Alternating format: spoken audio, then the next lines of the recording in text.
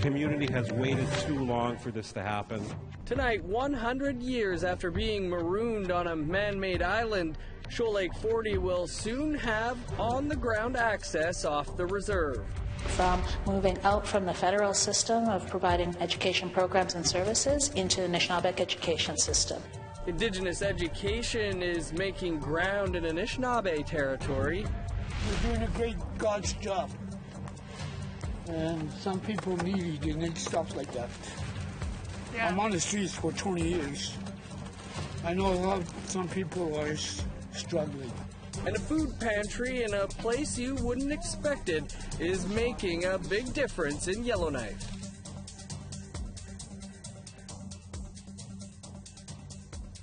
Good evening, I'm Dennis Ward. A bill that gives First Nations full control over education is beginning to make a difference in the lives of students at least one school in Ontario. It's located on the Nipissing First Nation. And as Annette Francis reports, there's a whole lot more than math and science.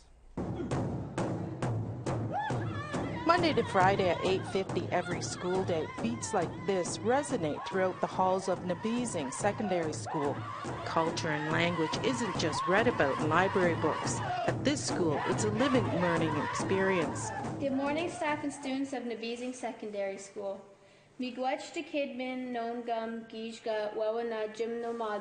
That's one reason 16-year-old Brooklyn Sawyer decided to transfer here last year. There's a lot of cultural courses like drumming, Indigenous studies, and like Aboriginal beliefs. And there's Ojibwe here. The Ojibwe here is more intense than the other school I went to, and I'm personally studying the language because I'm hoping to become like a language teacher when I'm older. The school has been in operation since 1995. According to Principal Carol Colliard, culture, language, and community are entwined. That's what's so unique about it. All the students call us by our first name. They don't call me Miss Couillard. A lot of them aren't even sure what my last name is. But I'm Carol, and all the teachers, we view ourselves as guides.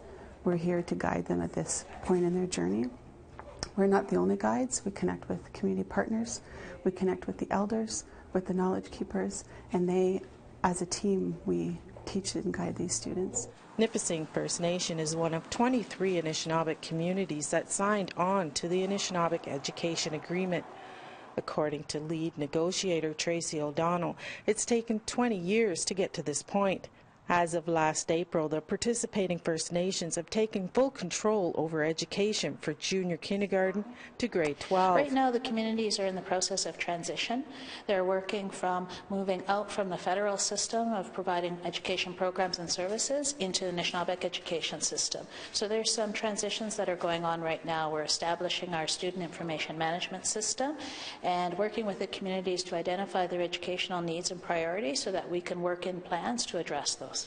As the Deputy Chief of Nipissing First Nation and an ex-teacher from this school, Muriel Sawyer says they're ready. We're well on our way, but we hope to advance even more so in terms of immersion programming and different types of programming that will give us the autonomy that we now have to do so. Blair Bocage is a language and culture teacher. He agrees immersion programming is needed. He says the Ojibwe language is at a critical point for survival.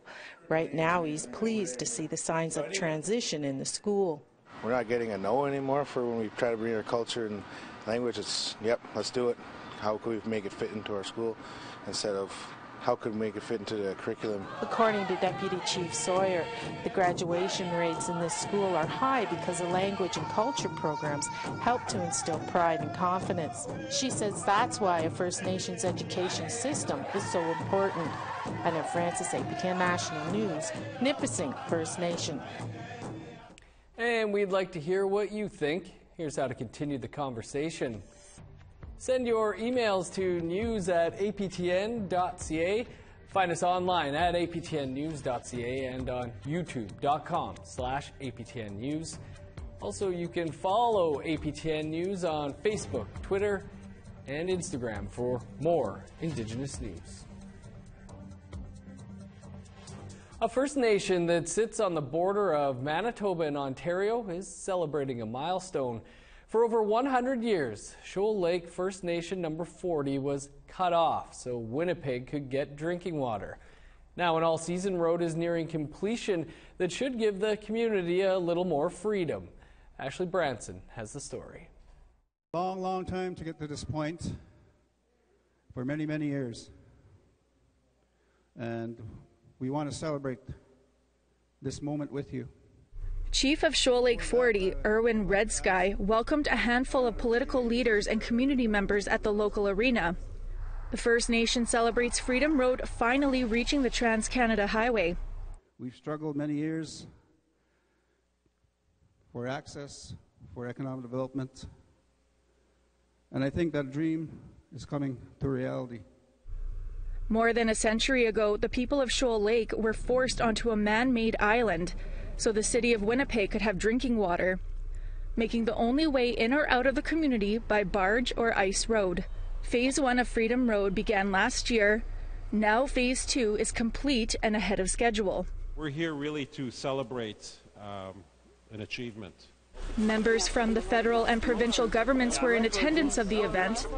Parliament Secretary to the Minister of Indigenous Services, Dan Vendel, says this road will open more opportunities for Shoal Lake. I'm very proud to say that we're investing $20 million to get this done because it's the right thing to do. The road actually will provide freedom to this community. It'll provide economic activity. There's a new water treatment plant that's on the way. There's a new school. And it's been too long. The community has waited too long for this to happen. Community member and elder Julia Red Sky thought this day would never happen. She shares how she feels about the First Nations' newfound freedom. It's surreal. It felt so surreal when we went to the highway. Everybody was quite emotional. Just our dream had come true, that we wouldn't have to be walking across the ice anymore. The last phase of Freedom Road is set to take place in the spring of 2019, where they'll finalize construction and open it to the public. But as of right now, the goal is to have Freedom Road accessible to community members only starting December 1st. Ashley Branson, APTN National News, Freedom Road. Not all the action around the Cindy Gladue controversy was inside the Supreme Court building in Ottawa. Something else was happening outside.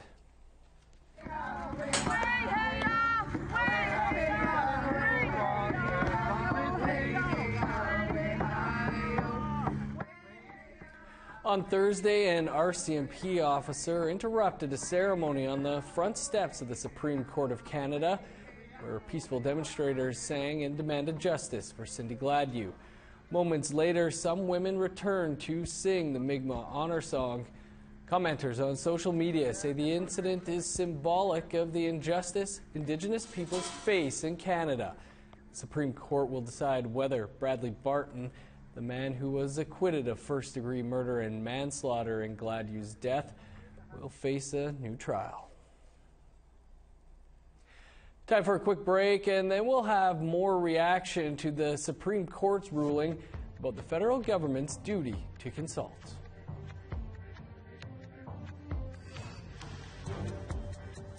Here's a look at Saturday's weather forecast starting on the East Coast. Rain and a high of 7 for Fredericton and Charlottetown.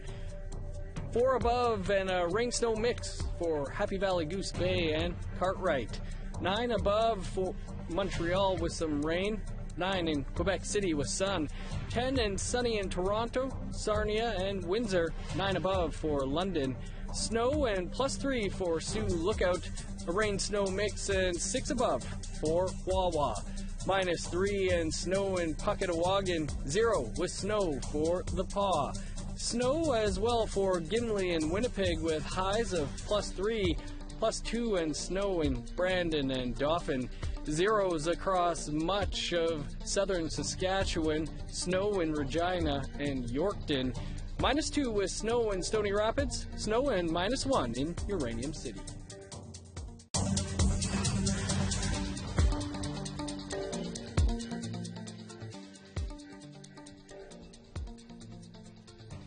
First Nations leaders are expressing an utter disappointment with Thursday's Supreme Court ruling. The decision states Canada's lawmakers do not have a duty to consult First Nations during the legislative process. For more on this, we're joined by Bill Gallagher. He's a lawyer, author, and resource industry consultant. Bill, thanks for taking some time for us here today. What do you make of this decision by the Supreme Court? It was never in the cards that First Nations would have won something that would put a precondition on Parliament.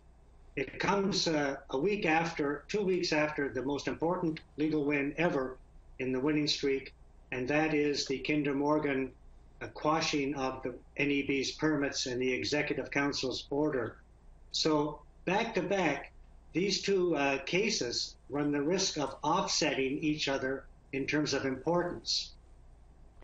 Yeah, so can you, like you said, the last time we spoke with you was about the Trans Mountain ruling, and we discussed there'd been more than 200 legal victories First Nations had been racking up. So how significant of a blow is this decision? It's only a significant blow if the Native side allows it to become a significant blow.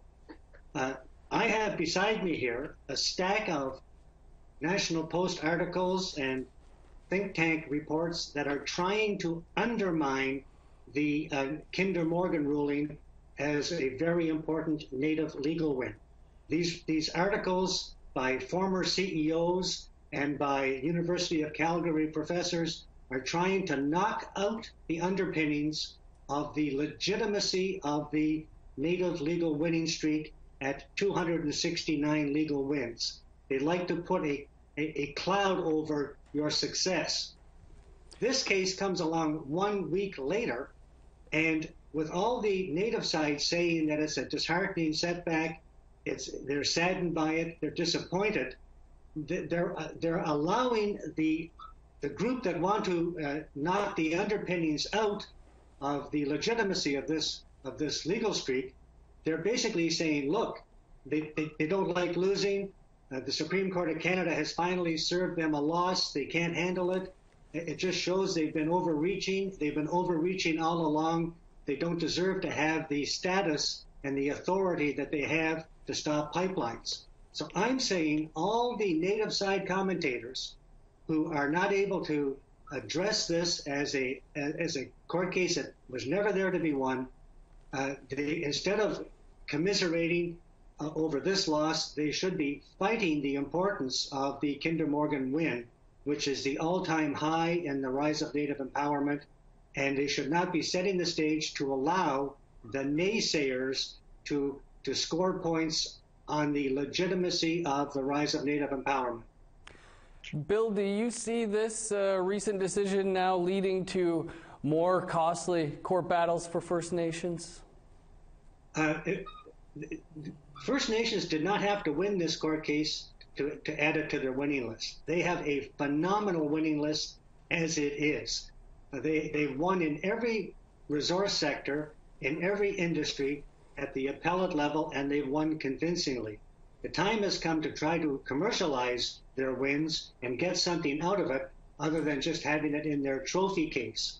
This win, way back when, 5 years ago, was an important win. I counted it as number 201 by Chief Steve Coterie, and it basically served a very major purpose. This win back then helped derail Northern Gateway. It set the stage for Idle No More and all of that rollout. So this was not a wasted legal win back at the federal court level. And I think the people who are trying to revive it or say it should have been decided differently are actually playing into the hands of the naysayers that want to destabilize your empowerment and your ability to commercialize your legal wins. Bill, we're going to have to leave it there, but appreciate you taking some time to speak with us about this today. Anytime, my pleasure. Thank you. Access to clean drinking water is an issue on dozens of First Nations in Canada. Jamuna Gale Tamang tackled the topic during her Canadian Association of Journalists Fellowship with APTN Investigates. She joins us from Vancouver to talk about her episode, Colonial Tea. Jamuna, thanks for joining us. Can you tell us what made you decide to do this story about access to safe drinking water? Hi, Dennis. Hi, thanks. Yeah, I decided to do water just because it's so basic. It's you need it to live. It's something that impacts your daily life, and so it just felt like an easy topic to just feel really passionate about. And right now, there are 69 First Nations communities, reserves that don't have access to clean drinking water, and so the government's made a promise that they're going to end all these long-term drinking water advisories by 2021, and I think the media's responsibility and the responsibility of a piece like this is to just make sure that they follow through with that promise. As you mentioned, dozens of communities on boil water advisories. Why choose Pikangikum? Pikangikum kind of happened by chance. I come from BC, and I had mentioned to a friend that I was interested in doing a piece about water, and she just happened to come across this photo on Facebook and shared it with me. And it was a photo of the water tap that people go to in Pikangikum to collect their drinking water. And it just struck me as this really good example of a place that not only is on a long-term drinking water advisory, but also doesn't have access to running water to most of their homes. Right. And so, we're dealing with the long-term advisories, but is it okay with Canadians that a lot of First Nations reserves also do not have running water to their homes? And are we going to do something about that as well? And so what did you find when you got to Pikangikum? Yeah, so, just found out that the issue is way more complex than simply access to running water or even just clearing up a long-term advisory. Like, everything within a small community is so interrelated, and something that's impacting one thing can have a ripple effect to many other things. And so it wasn't just about drinking water. It was, in the case of Pikangikum, it turned out that power was a really big contributing factor to the advisory. And so, and one other thing that's worth noting is that when I got to Pikangikum, I came in with a pretty clear idea that I wanted to talk about water and access to water, and these are my questions were around water. And when I was talking to people, and particularly elders, they were very kind and gracious and answered my questions about water, but the areas where they seemed to have more to say was around, mental wellness and this, the sad rate of suicide in their communities. Because I guess what you see is that, or what it made me think of is that, access to water, or the fact that they're getting drinking water from the lake, is just something that they've been dealing with for so long that it's not something they think about. Whereas, the mental wellness is something that really impacts the community. And so it just brought me to the question of whether access to water is related to mental health. And, I asked some experts about this, and you'll find out more about that in the documentary. Well, Jamuna, looking forward to finding out more. The previews look good, and it'll be coming up tonight. Thanks so much for joining us to talk about it. Awesome. Thank you, Dennis. You can watch the full episode tonight on APTN Investigates right after the national news. Time for another quick break, but stick around. We're off to the Northwest Territories for the story of someone truly making a difference. Here's a look at the rest of Saturday's weather forecast. Starting in northern Alberta, a sunny high of 5 for Peace River, +4 in sun in high level. 0 in snow for Medicine Hat and Lethbridge. Sun's out in Edmonton and +1. A beautiful day on the west coast. 17 under sunny skies for Victoria and Bellacoola. 9 and sunny in Fort Nelson. 10 above with the sun in Smithers. 5 with snow in Dawson. A rain-snow mix and +3 for Mayo. +5 for Fort Liard and Trout Lake. 4 above in Norman Wells. Sunny and -12 in Sax Harbor. Sun's out and -5 for Polituck. Sunny, -7 for Baker Lake and Repulse Bay. Snow and -13 in Cambridge Bay.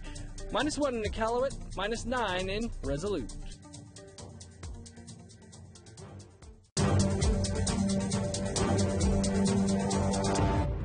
Welcome back. The Northwest Territory struggles with many issues like poverty and homelessness. But what doesn't always make the news are the people working to combat those issues. Our reporter Charlotte Mort-Jacobs went out with one Yellowknifer, making a big impact in her community. Renee Sanderson has a lot of people to feed. She hits up the easy breakfast foods, the canned goods, the snacks. Sometimes if I'm too busy, then I just put on Facebook, like looking for a volunteer to go shopping, and so I just send the money and they do shopping for me.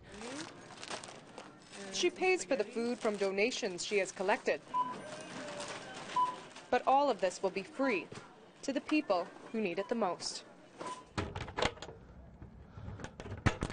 We're not even on site for 5 minutes before hungry clients come around. They are here for the Pay It Forward pantry located in downtown Yellowknife. In the morning, then, where do you go for breakfast? Well, the right spot. And today, this public park that houses the pantry is the right spot. George Nadzo is happy to see them. You're doing a great God's job.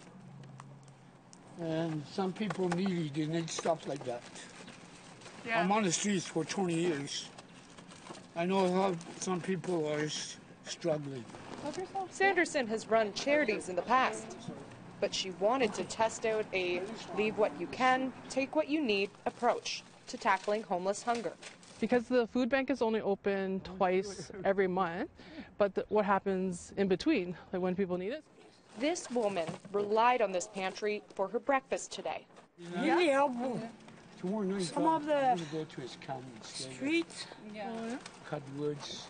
They're always hungry, they get kicked out. And providing this type of help has been rewarding. Like, I come from a small community, and I was always raised to give back where I can. Since opening almost 2 months ago, the NWT Pay It Forward Facebook page that organizes the pantry has been a great success. The first few weeks, and even still now, I do like random people that don't even live in Yellowknife that used to live here. They say, "Can I send you money? Can you go pick up stuff?" Sanderson says she is now searching for a space indoors to keep the pantry open over the winter. Charlotte Mort-Jacobs, APTN National News, Yellowknife. Great work, Renee. Great idea. And before we head into the weekend, ice skating in Las Vegas has gone to the dogs. This is Benny, a 5-year-old Labrador who's crossed over from a rescue shelter to being a star in the rink. His owner found him right before he was to be euthanized. Now Benny gives fetch a whole new meaning by retrieving hockey sticks by using specially designed skates. Skates better than I do. That's your APTN National News for this Friday. You can find much more on our website. And don't forget to tune in for APTN National News Weekend on Saturday. Now don't change that dial. An all-new episode of APTN Investigates is next. Dennis Ward, have a great night.